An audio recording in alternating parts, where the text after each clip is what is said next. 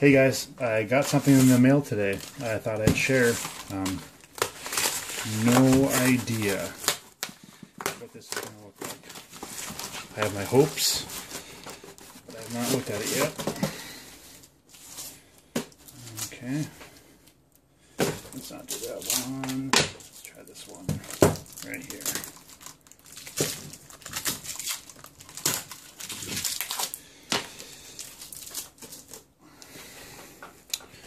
So this is laser cut acrylic.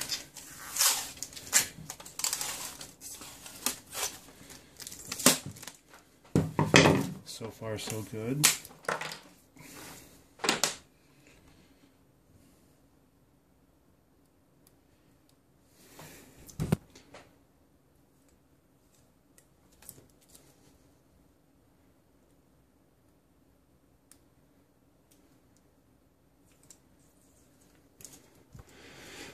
That's actually really nice.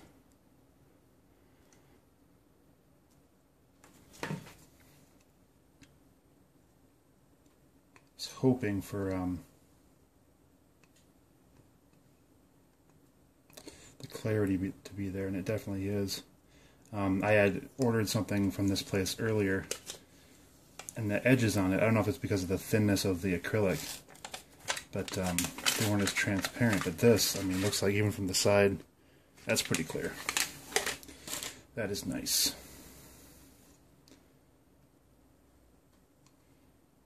This video is going to be kind of sloppy. I'm too excited to try and figure out what to do with it, because I've been working on this for a couple months now, off and on. But I thought I'd share. Yeah, they did say that the laser etching would remove about 0.5 millimeter, and that's about what I'm feeling, and that's a good thing.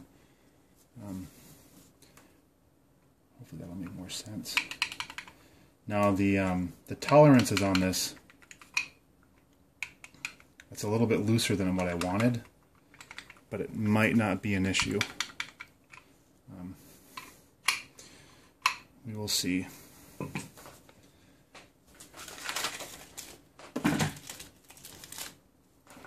Arms out.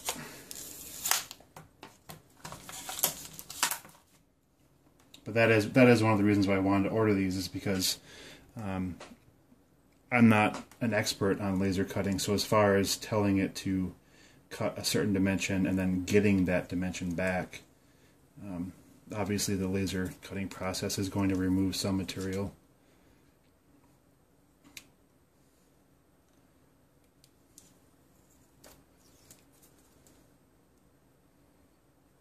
Yeah, these are nice. That's one of the arms.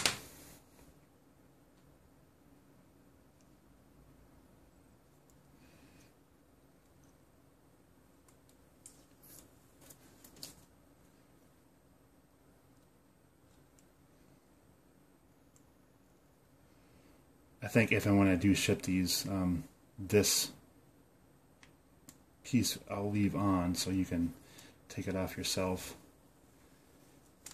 Try to keep a little more scratch free on your way. So that's 2 arms. So you could stop right now and have, you know, a lot of posability with just the 2 arms. But I did take it one step further. I'm doing an elbow. Some of you may remember it from previous videos, but laser cut this piece, and then I actually built an acrylic bending jig that I'm going to use here off camera.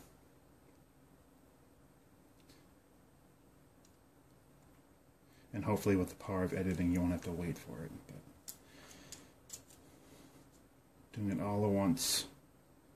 And again, this video is going to be pretty haphazard and sloppy, but later in the week I have a couple more pieces coming. That's clear. That is nice. That I'll make a more finished looking video for it. But I'll be right back. Gonna bend this. So here's that piece bent to a 90-degree angle.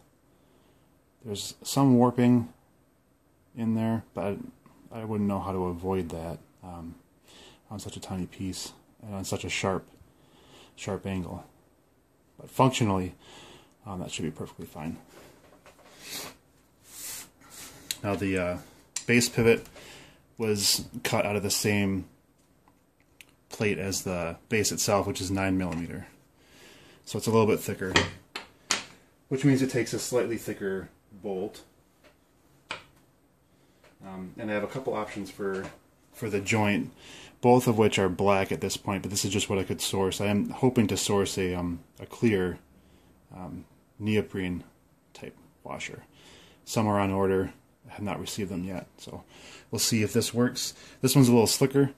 This is more of a plumbing washer, rubber washer, and if that doesn't give me the friction I need, obviously it's not something I would pursue. So it fits right in that little divot, and on top of that it's laser etched, so there is some definite texture in there for the stand to grip itself with.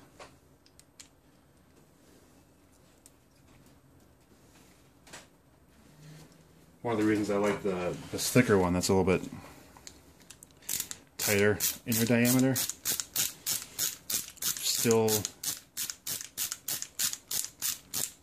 wide enough for the M5. It's pretty snug, which a snug fit, as long as it's not going to stress anything, I think is good.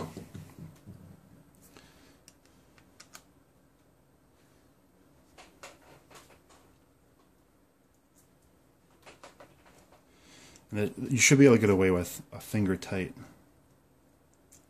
hold with these, but I do tend to tighten them down anyways. Yeah, that's pretty good. You can work it loose.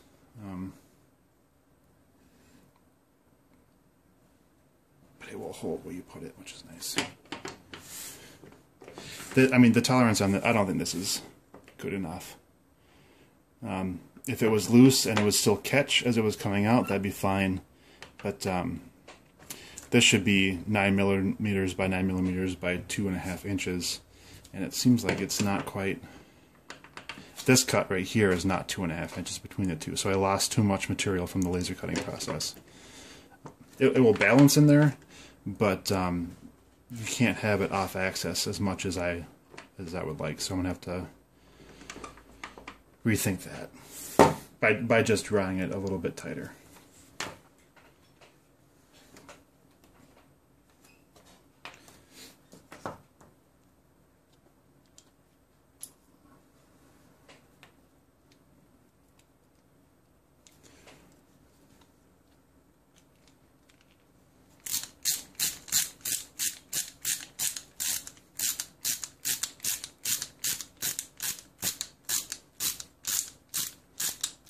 And actually, if that's something that I want to do before ordering a new set, since these were printed on the same plate, I could just buy or order a plate of just these that are slightly wider, so they're not so loose. I'm just putting the elbow on there.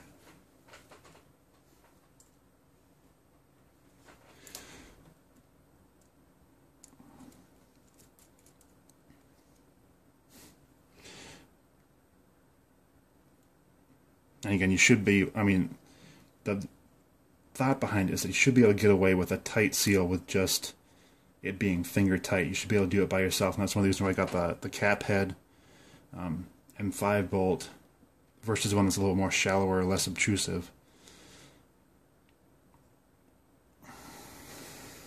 That's on there pretty good.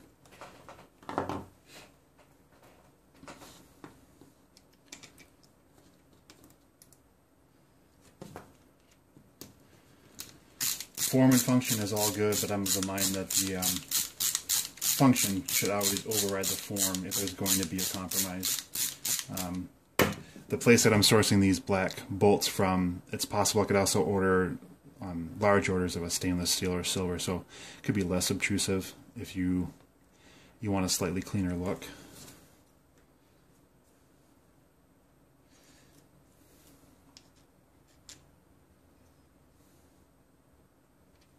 And again, I mean, the curves can work for you however you want to, however you assemble it. I am only laser etching the one side. I had no option to laser etch both, so there is a cavity for that O-ring to fit on either pieces. Pretty self-explanatory when you look at it, but that's how it should go.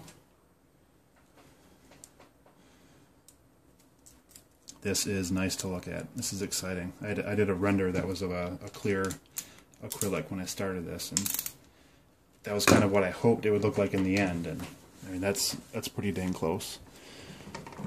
Not a fan of that wobble, but I will figure that out. That is not an issue that will persist. The adapter pieces for the top of the stand are still going to be printed. I have been talking to somebody about possibly doing resin casting, but for now I do have printed pieces for the top. There's a banking adapter where you can bank the adapter on the top, and then there's also what I would call a standing one that is perpendicular to what the banking would be. And that's because if you use this in Bataroid, it works perfectly fine. We have a much wider profile on that versus if you go this way. It's thinner, and it can help with however you want to display it.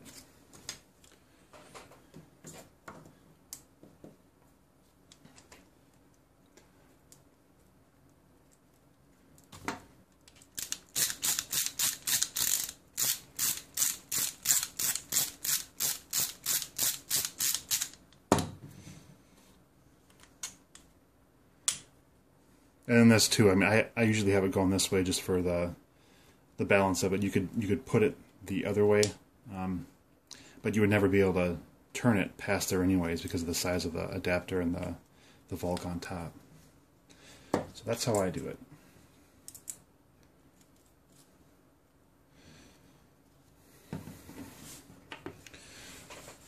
So there's a stand.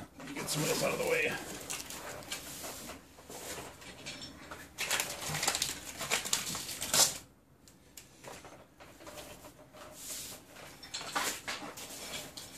So one of my concerns was the elbow piece and the manufacturing of it, but I was able to bend the acrylic, so that's one way to do it.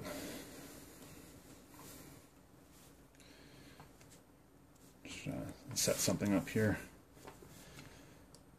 because even though it's wobbly, I'm going to put something on top. You kind of have to with something like this. I can't get this far and say, sorry guys, wait another week while I get a new base pivot piece because it wasn't measured properly. So here's the stand itself. Now I'm guessing because the base pivot was a little loose that these pegs might not be exactly what I specified them to. But we'll take a peek here and see if it fits. And does it fit? Yes, but it's loose. It's probably loose by about 1 millimeter or 2. Definitely here by 1 millimeter or 2. That's probably 2.5 or so. So I would have to tighten that up.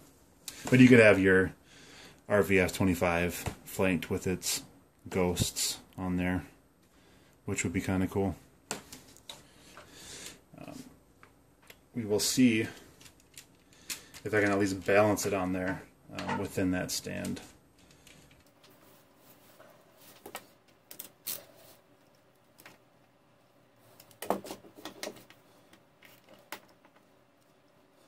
For just a shot.